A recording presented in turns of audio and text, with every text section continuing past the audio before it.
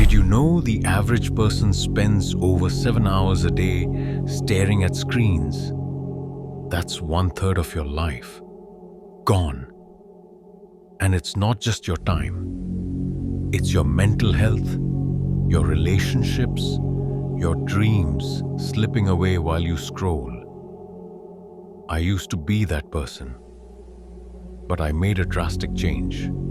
I cut my screen time by 80% and got my life back. Remember, most of the times when our parents blame everything on the phone, they are right. Stick around, because by the end, you'll never look at your phone the same way again. And let me tell you, it wasn't easy, but it was worth it. Welcome, fellow sapien, to a journey of self-mastery and success for a person living in the modern world. For better understanding, we will divide this video into 6 segments, starting with Number 1. Recognizing the problem. I'll be brutally honest. I used to be addicted to my phone.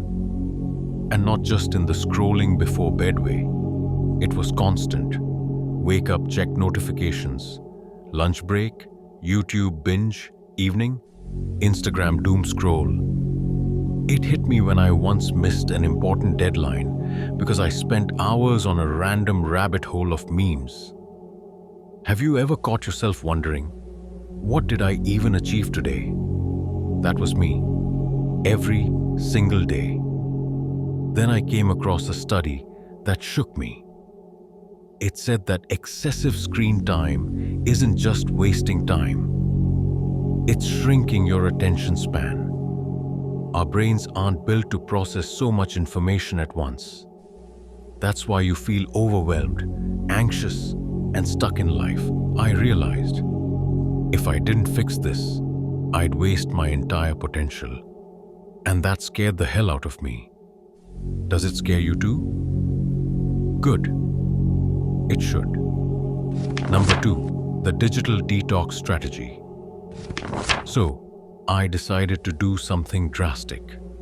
A digital detox weekend. Honestly, the first time I tried it, I cheated within 2 hours. I'd left my phone in another room. But I kept needing it. First for music, then for Google searches, then for, excuses. But I stuck with it. And by the 3rd weekend, something magical happened. I felt a level of peace I hadn't experienced in years. I went for a walk without headphones, cooked a meal without distractions, and spent an entire evening journaling. You won't believe how creative and alive you feel when you're not drowning in content. Here's the exciting part. Those 24 hours without a phone opened up a whole new world for me. I finished a book I'd been meaning to read for years. I even had time to plan my goals for the next 6 months. If you've never done a digital detox, try it this weekend. You might just discover a version of yourself you forgot existed. Number 3. Setting screen boundaries. Let me tell you about a moment that changed everything. One night, I sat at the dinner table with my family, and everyone except my grandma, myself included, was glued to their phones. No one was talking. It hit me. We're losing connection with real people because of virtual ones. That night, I set my first boundary. No phones during meals. From there, I built more rules. No phone after 9 p.m. No checking social media during work. And here's the kicker. I turned off all notifications except calls and texts. Do you know how liberating it is to not hear the constant ping of your phone? Suddenly, I was controlling my time instead of letting my phone control me. And guess what? My productivity skyrocketed.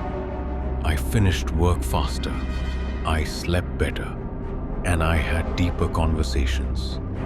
If you think you don't have time for your goals, check your screen time. That's where your time is going. Now, before we go over to the next segment, please mind giving this video a like, as it boosts its reach, subscribing to this channel, and turning on the notification bell to not miss out on more such informative videos on how to be a better sapien. Anyways, moving on. Number 4. Replacing the habit. Here's the toxic truth.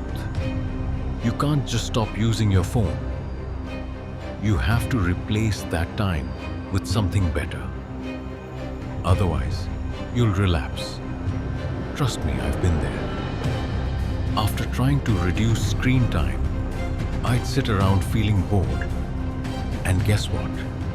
I'd pick up my phone again. So, I asked myself, what could I do instead? I started simple. Every morning, instead of scrolling, I journaled for 10 minutes. Writing down my thoughts gave me clarity I didn't know I needed. I replaced evening screen time with walks. No headphones, just me and my thoughts. At first, it felt awkward. But soon, those walks became my favorite part of the day. So, let me leave you with a question. If you didn't spend 3-4 hours a day on your phone, what could you achieve? Think about it. Hold on to that thought, because it'll change everything. Number 5. Leveraging technology to beat technology. Here's the ironic part. I used technology to beat my screen addiction.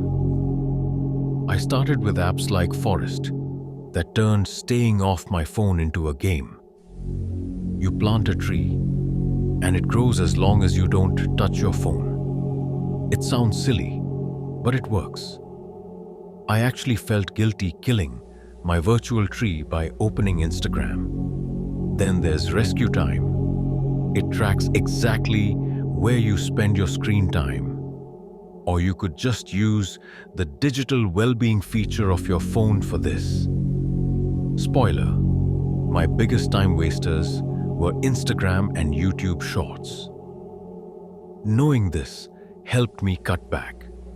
I even asked ChatGPT for advice on this, and it told me, Mama, break the cycle by making small, consistent changes. It was like my phone's AI was calling me out. But let's be real. No app or AI can save you unless you're ready to save yourself. The tools are there, but the will has to come from you. You need to want to achieve something big so badly that it overcomes your urge to look at reels time and time again. Listen to the last line again. Number 6. The reward of real-life experiences.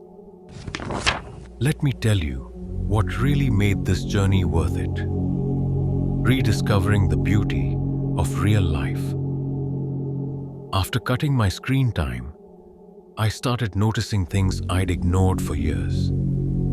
The way sunlight hits my desk in the morning, the sound of leaves rustling when I walk outside, the way my mind feels when it's not overstimulated. But the best part? Real relationships. I started having deeper conversations with friends and family. I wasn't distracted by my phone during meetups or dinners. People noticed. One friend even said, "It's nice to have the old you back." That hit me. If you've forgotten how amazing real life can be, it's not your fault. It's your phone. But the good news, you can take it back. And when you do, you'll wonder why you ever let it control you in the first place. Remember, cutting my screen time by 80% didn't just give me back my time. It gave me back my life. And I promise, you can do it too. Start small, build momentum, and watch how everything changes. If you're serious about this journey and want to be a better sapien, please consider giving this video a thumbs up and subscribing for more content on personal development, philosophy, and the pursuit of a meaningful life, and share it with friends who might benefit from these tips. Be sure to leave any other valuable suggestions you might have in the comments below for your fellow sapiens, and mention which of the above tip did you find the most useful. Also, be sure to check out these other videos on our channel where we dive deeper into unlocking your full potential every day. Trust me, this is just the beginning. Until next time, keep striving daily towards being a better sapien.